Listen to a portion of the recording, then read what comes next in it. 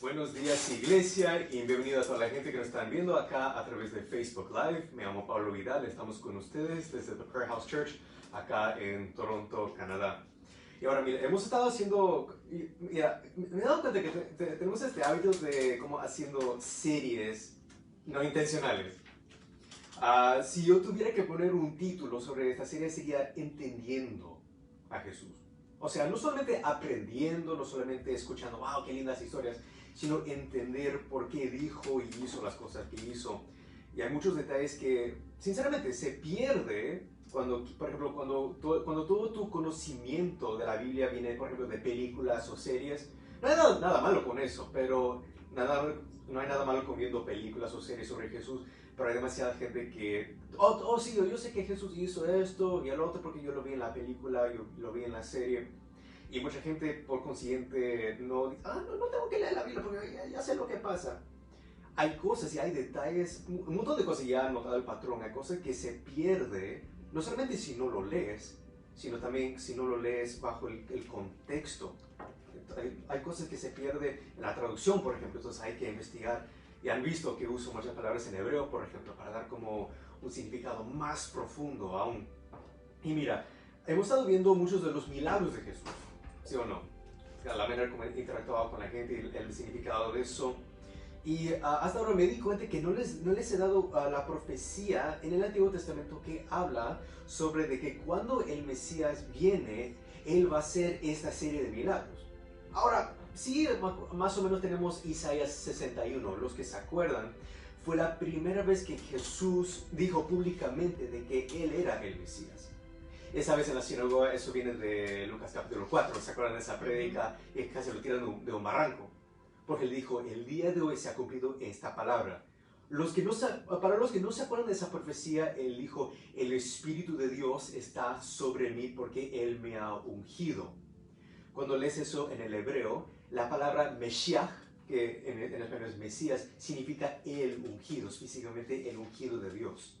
O sea, los judíos que leían Isaías 61 sabían, esto es una profecía sobre el Mesías. O sea, lo que podemos esperar de Él cuando Él viene. Bueno, a ver, ¿qué va a hacer el Mesías? Vino para liberar a los cautivos, para proclamar las buenas nuevas a los pobres. Ok, ya, todo eso, ¿no? Pero no habla tanto de sanidad física, está hablando más de la necesidad espiritual que tiene el mundo, que sinceramente es mucho más profundo. Pero ese pasaje no habla específicamente de sanidades físicas. Entonces vayan conmigo a Isaías 35. Esto es como una nota que pueden tener en la mente. Como les he dicho, yo pasé 11 años de mi vida en un colegio cristiano, donde cada semana, y mi mamá se acuerda de esto, cada semana teníamos que aprender las escrituras. Y hasta el día de hoy, ahora tengo 26 años, hasta el día de hoy, ese hábito de memorizar las escrituras cada semana por 11 años de mi vida me ha servido hasta el día de hoy. Entonces por eso yo sé que en Lucas capítulo 4 Jesús estaba diciendo que se cumplió la profecía de Isaías 61.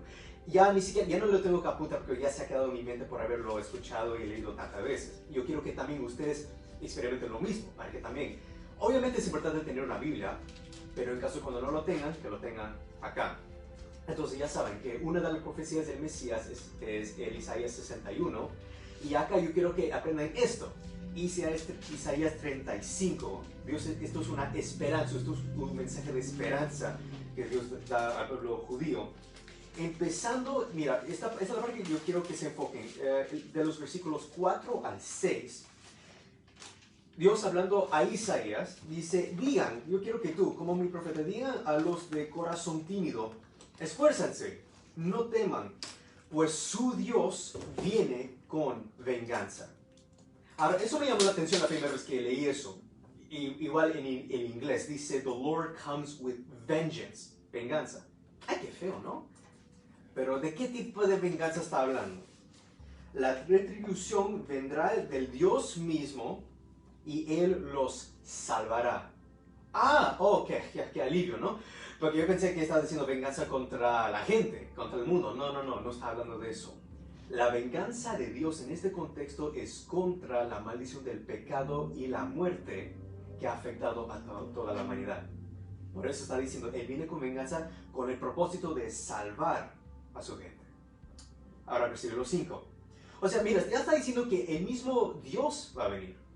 Los judíos ya estaban esperando un Mesías, el ungido, como decía, que el Espíritu de Dios está sobre mí, pero ahora Dios mismo está diciendo, yo mismo voy a venir. Entonces se abrirán los ojos de los ciegos y los oídos de los sordos se destaparán. El cojo entonces saltará como un ciervo y la lengua del mudo gritará de júbilo. Bueno, si eso suena familiar, es porque eso vemos en muchos de los milagros de Jesús, ¿sí o no? Cuando no hay ninguno de los 4 evangelios no incluyen al menos mínimo un milagro, más de eso, por si acaso. Y ahora ya pueden tener eso en mente, que esto es una profecía sobre el Mesías, que iba a ser el Dios mismo viniendo con venganza literalmente para destruir las obras del diablo, como dice, creo que es Primera de Juan, si no me equivoco, contra el pecado y la muerte, con el propósito de salvar a su gente, lo que hizo lo que iba a ser el Mesías. Y esto va a suceder. Obviamente, la prioridad de Dios es una sanidad espiritual, porque la maldición del pecado es como si fuera una enfermedad espiritual que nos afectó y que trajo la muerte al mundo. Pero también, por consiguiente, como Dios está estableciendo su reino acá, así como en el cielo, el Mesías, Dios mismo iba a dar como lo que llamamos en inglés un preview, o sea, como una pista, algo chiquito, mostrando cómo va a ser el reino de Dios. Si el reino de Dios es un lugar donde ya no existe el pecado y la muerte, ya no existen las consecuencias del pecado y la muerte. Y eso incluye las enfermedades, eso incluye, por ejemplo, los ciegos, los sordos, los cojos, los mudos, por ejemplo. Entonces Jesús en su ministerio estaba mostrando cómo va a ser el reino de Dios. Entonces por eso, donde sea que Él iba, Él mostraba eso a través de sus milagros, mostrando no solamente quién Él era, pero el propósito, el resultado final de lo que va a ser cuando Dios establece su reino acá en este mundo. Y ahora tiene un poco más sentido cómo la gente reacciona a Jesús. Porque para nosotros vemos toda la historia de Jesús ya de una perspectiva de más de 2000 años, ya después de que sucedió los eventos, ¿sí o no? Entonces ya sabemos todo lo que sucedió, lo que va a suceder en la historia. Estoy segurísimo de que cuando ustedes ven películas o series sobre Jesús, no hay ningún spoiler.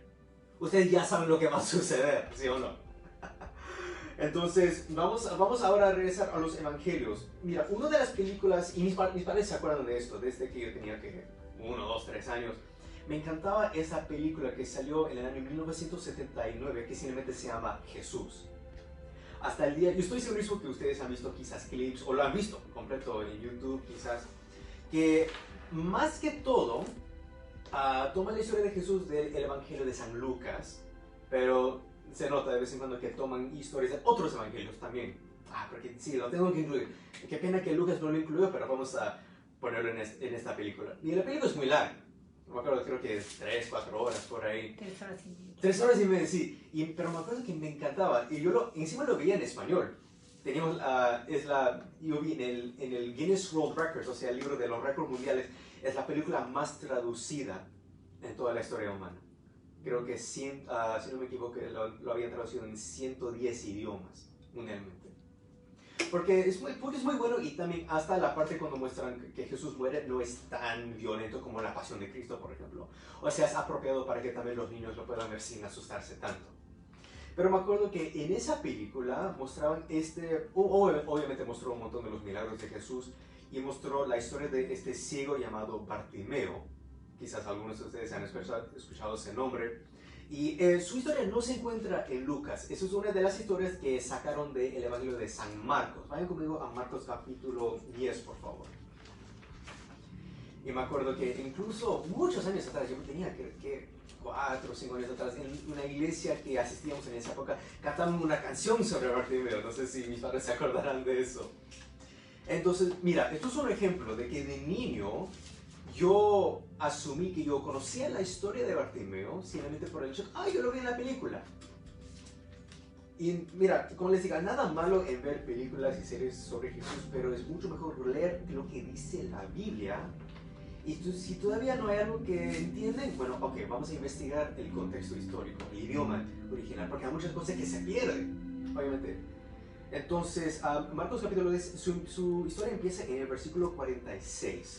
Quizás tienen que voltear una página porque es muy largo este capítulo. El título que yo tengo en mi Biblia, el ciego Bartimeo es sanado. Marcos capítulo 10, vamos a empezar desde el versículo 46. Okay. Jesús está con sus discípulos y ya está en medio de su ministerio. Ya Jesús ya había sanado mucha gente a este punto.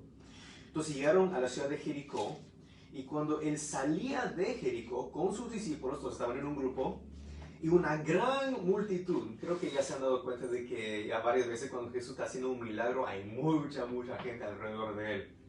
Ni siquiera lo dejan pasar a veces. Un mendigo ciego llamado Bartimeo, hijo de un hombre que se llama Timeo, estaba ahí sentado junto al camino. Justamente tiene sentido, hay mucha gente que iban a pasar por esa entrada de la ciudad de Jericó, entonces la probabilidad de que alguien le iba a dar algo de limosna para que pudiera comer era muy probable. Y cuando oyó que era Jesús de Nazaret, comenzó a gritar y decir: Jesús, hijo de David, ten misericordia de mí. O sea, este era un hombre ciego, dice la Biblia acá, pero él sabía algo de este Yeshua HaNazaret, como hubiera sido en el idioma original, este Jesús de Nazaret, que siendo ciego y no haber sido testigo de ningún milagro de Jesús todavía, él ya dice dos cosas que llaman la atención.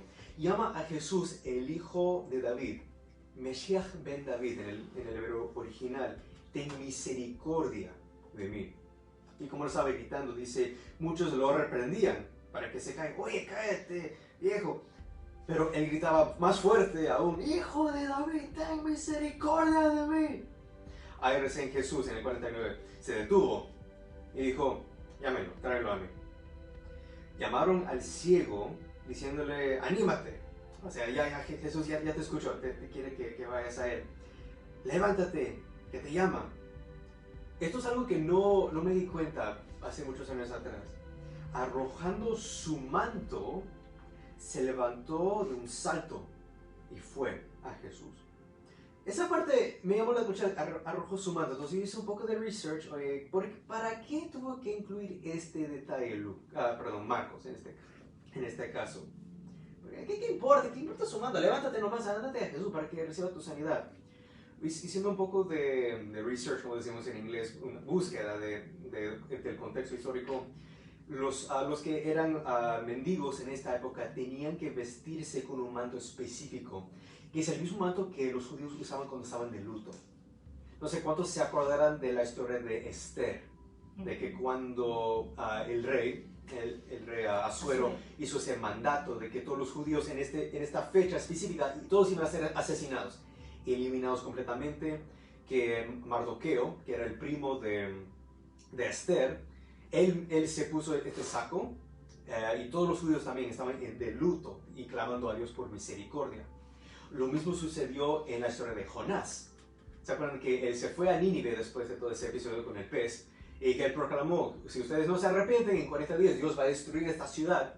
Y dice que, empezando con el rey de Nínive, todo el pueblo se pusieron este saco. Era algo que se usaba en este manto, que se usaban en este contexto histórico cuando estaban de luto, y también específicamente cuando estaban clamando a Dios por misericordia. Era una manera de humillarse, era un símbolo de humillarse ante Dios. Entonces ahora tiene un poco más sentido porque él está diciéndote, él había estado clamando por misericordia a Dios quizás toda su vida. No sabemos por cuánto tiempo había estado ciego este hombre. Puede ser que nació así, ciego, o quizás más adelante en su vida tuvo un accidente que le quedó ciego. Tenemos una historia, por ejemplo, en Juan capítulo 9, donde Jesús está con sus discípulos y ven a un hombre que había nacido ciego. Y uno de los discípulos le pregunta a Jesús, oye, ¿por qué este hombre está ciego? ¿Por su pecado o los pecados de sus padres? En ese caso Jesús le dice, ninguno. Dios permitió que naciera ciego para que la gloria de Dios se manifieste con este milagro. O sea, la gente, en esa cultura, cuando alguien había nacido ciego o se volvía ciego, casi siempre era como un símbolo, era como una manifestación de una maldición de Dios, o sea, un castigo por el pecado. Entonces, por eso que cuando venga Bartimeo clamando que ten misericordia de mí, había estado clamando a Dios toda su vida. El mismo Dios en carne está pasando por su ciudad. Entonces ahora obviamente va a aprovechar, ten misericordia de mí. Y llamándolo hijo de David, estaba diciendo, yo creo que tú eres el Mesías, el futuro rey de Israel.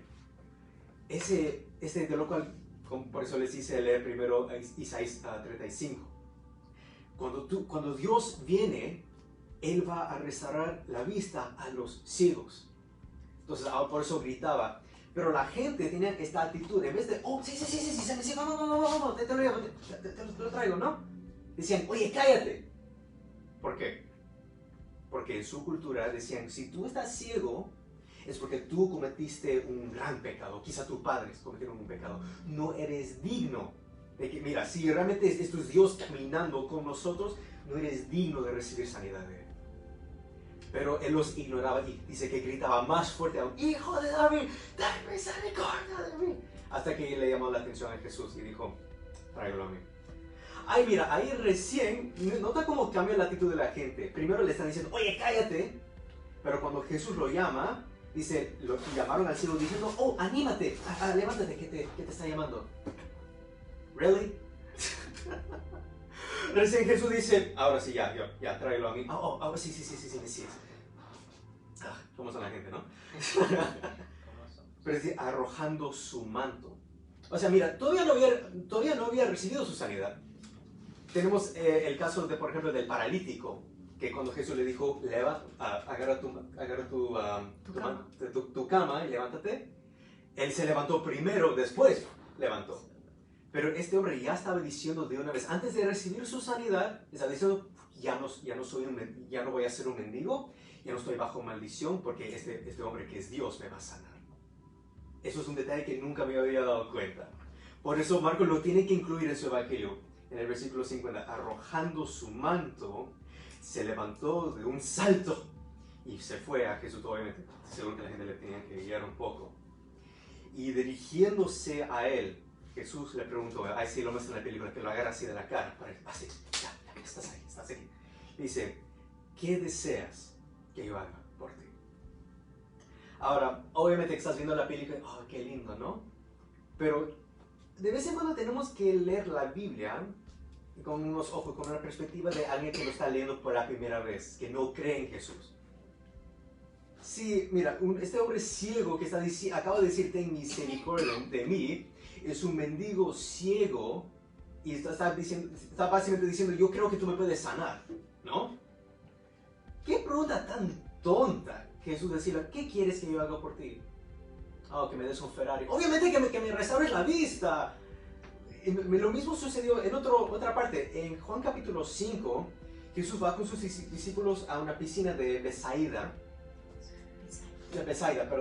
en donde había mucha gente, hay enfermos, cojos, ciegos, con lepra incluso a veces, y que tienen esta creencia de que de vez en cuando había un ángel que pasaba por el agua, y justo en ese momento la primera persona que entraba al agua, cuando empezaba a moverse, recibía su sanidad. Y había un hombre ahí cojo que no podía caminar, había estado ahí casi toda su vida, y Jesús le pregunta, ¿quieres ser sanado? Mira, de una perspectiva no cristiana, alguien que no cree en Jesús diría, ¿Are you serious? Como decimos en inglés. ¿Qué clase de pregunta es eso? Obviamente, si está acá esperando su turno para entrar al agua, ha estado acá, no sé cuántos años había estado ahí, ¿cómo le va a querer su sanidad? Ustedes se sorprenderían cuántas personas encuentran su confort en sus enfermedades, en sus maldiciones bajo el pecado. Es por eso que Jesús le tuvo que preguntar, ¿realmente quieres ser sanado? ¿O estás cómodo en esa posición en donde estás? Y en ese caso, esa historia viene de Juan capítulo 5, el hombre no dice sí o no. Le dice, Señor, he estado acá casi toda mi vida y nadie me ayuda a entrar al agua. No le contestó la pregunta. Jesús le preguntó, ¿quieres ser sanado? Y dice, nadie que me ayude a entrar al agua. Nada que ver, ¿no? Se dio cuenta, Jesús le estaba tratando de hacer como prenderle el foco diciendo, ¿realmente quieres ser sanado o no? Y Jesús básicamente le tiene que decir, yo no te pregunté si alguien te ayuda a entrar al agua, yo te pregunté si quieres ser sanado. Obviamente en esa instancia Jesús lo sana, pero algo parecido sucede acá con Bartimeo. Le está preguntando, Antes de simplemente, sí, ya, te sano, para que puedas seguir caminando. ¿Qué deseas que yo haga por ti? Mira la diferencia. Y ves decir, oh Señor, mira, he sido mendigo acá toda mi vida y nadie me da plata. No, Él dice, Raboni, maestro, yo quiero recuperarme la vista. Y ves en la Biblia que pone sus manos así sobre sus ojos y dice, vete, tu fe te ha sanado. Así, ¿te acuerdas de la mujer que tuvo ese problema de sangre? Vete porque tu fe te ha sanado. Creíste de que yo era primeramente el hijo de David, que significa el rey de Israel, el Mesías, Dios mismo viniendo a tu ciudad. Clamaste por misericordia porque tú has estado clamando toda la vida y ahora estoy acá en persona por el hecho que tú hiciste. E incluso hace poco, antes de que te sanara, te sacaste el saco y dijiste, yo ya sé. Acuérdate que era ciego, o sea, si lo botaba, ¿cómo lo iba a recuperar? No podía ver. Le estaba diciendo, yo sé que en unos minutos yo no voy a necesitar ese saco, yo no voy a necesitar ese manto porque voy a tener la vista. Ya no voy a tener que ser un mendigo porque ahora sí puedo conseguir un trabajo como cualquier otro hombre, ¿no? Vete porque tu fe te ha sanado, le dijo Jesús. Y al instante, ese ciego recuperó la vista y lo seguía por el camino. Ahora, como siempre les digo, ¿cuántos de ustedes habían escuchado la historia de Bartimeo alguna vez?